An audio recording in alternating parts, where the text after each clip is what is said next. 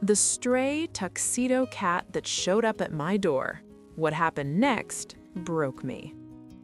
It was raining, the kind of rain that doesn't care about you. Cold, steady, mean. I was about to close the front door when I saw him, just standing there on the wet pavement, staring straight at me. A black and white tuxedo cat, soaked to the bone, those amber eyes locked onto mine like he'd been waiting for me specifically. Not the neighbor, not anyone else, me. I did what most people do. I looked away, told myself he probably belonged to someone nearby, closed the door.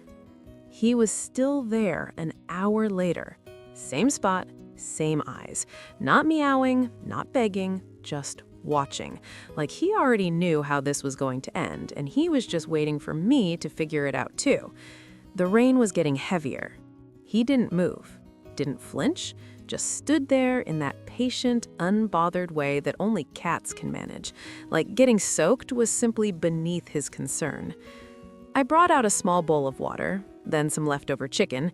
He ate without breaking eye contact, slow and deliberate, like every bite was a negotiation. When he finished, he sat back down and looked at me again. That same steady stare, completely unbothered by the cold, the rain, or the fact that I was still standing there deciding. Fine, I thought, just for the night. If stories like this hit different for you, if you've ever felt like an animal chose you instead of the other way around, hit that subscribe button right now, because what this little guy did next, nobody saw coming, not even me. I named him Ace. Felt right for a cat who showed up like he owned the place.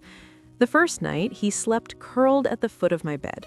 Didn't ask, didn't hesitate, just jumped up, turned 3 times, and settled in like he'd done it 1,000 times before.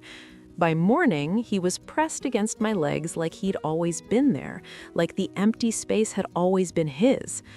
I took him to the vet that first week. No microchip, no record anywhere. The vet looked at his teeth, his coat, the careful way he carried himself, and said he was probably 2 or 3 years old. Healthy, despite everything. She looked at me over her glasses and said, "He's been surviving out there a while. He's tough." I looked at Ace sitting on the exam table, completely unbothered, judging the vet's equipment with quiet disdain. Yeah, I thought, he really is. Now here's where I have to be honest with you. I wasn't in a great place when Ace showed up. I'd been going through something rough. Nothing dramatic, just the quiet kind of hard that builds up when you stop paying attention to yourself. Long days, empty evenings, that low hum of loneliness you convince yourself is normal, the kind you stop even noticing after a while because it just becomes the background noise of your life. Ace didn't fix any of that, but it interrupted it. Every morning, he'd sit on my chest until I got up. Not gently, right on my chest, staring, his little pink nose 2 inches from mine. You can't lie in bed feeling sorry for yourself when a tuxedo cat is personally offended by your inactivity. I started getting up earlier, making coffee before noon, opening the blinds. Small things, but small things add up. I kept waiting for him to show his true colors, for the hissing, the hiding, the destruction. People warned me, stray cats take time. They don't trust easily. Don't expect too much too fast. Ace apparently didn't get that memo. By week 2, he was following me from room to room like a small shadow in a tuxedo. He had opinions about everything, where I sat, what I watched, when I went to bed. If I stayed up too late, he'd sit directly in front of the screen and stare at me until I turned it off. If I skipped meals, he'd park himself in the kitchen doorway and refuse to move until I ate something. I don't know how he knew, but he always did. By week 3, he'd figured out that if he sat directly on whatever I was doing, laptop, book, dinner plate, I would stop and pay attention to him instead. Efficient system, honestly. Rude, but efficient.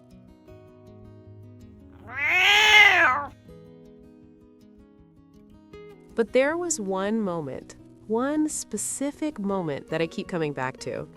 It was late. I'd had a genuinely bad day. The kind you can't explain to anyone because it's made of 100 small things rather than one big one. I was sitting on the couch, not really watching the TV that was on, just kind of existing in that numb, heavy way. Ace jumped up beside me, didn't sit on me, didn't demand anything, didn't make a sound. He just pressed his side against mine, warm and solid and completely still, and stayed there. I don't know how long we sat like that. Long enough that the show ended and the next one started and I didn't notice either.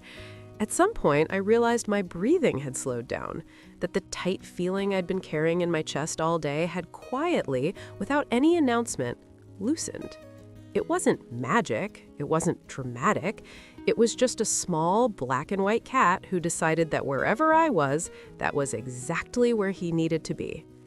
But when I finally moved, something had shifted. Not fixed, not solved, just lighter. Like someone had quietly turned the volume down on whatever had been too loud inside my head. I looked at him, he looked at me, then he yawned, huge, completely unbothered, and went back to sleep. That was the moment I stopped thinking of him as a stray I'd taken in. That was the moment I understood. Ace had never been lost, he just hadn't found me yet. And here's where I want to stop and put something to you directly, because this is the part that divides people every single time. Some people say you should never take in a stray without knowing their full history, that it's irresponsible, that there are shelter cats who need homes, and street cats carry unknowns, and you're asking for heartbreak. Other people say the ones who find you, the ones who show up at your specific door in the rain and just wait, those are the ones you're supposed to keep. That some connections don't need a backstory. So I need to know, what would you have done if this cat showed up at your door, soaking wet, staring at you? Do you let him in, or do you keep your distance? There's no wrong answer. Drop it in the comments right now. I'm genuinely reading every single one. Months later, Ace still greets me at the door when I come home, still sits on my chest in the morning, still watches me with those amber eyes like I'm the most interesting thing in the room, which, coming from a cat, means everything. I think about that rainy night sometimes, about closing the door the first time, about how close I came to walking away from something I didn't know I needed. He didn't need me to save him. Ace had been saving himself for years before I came along.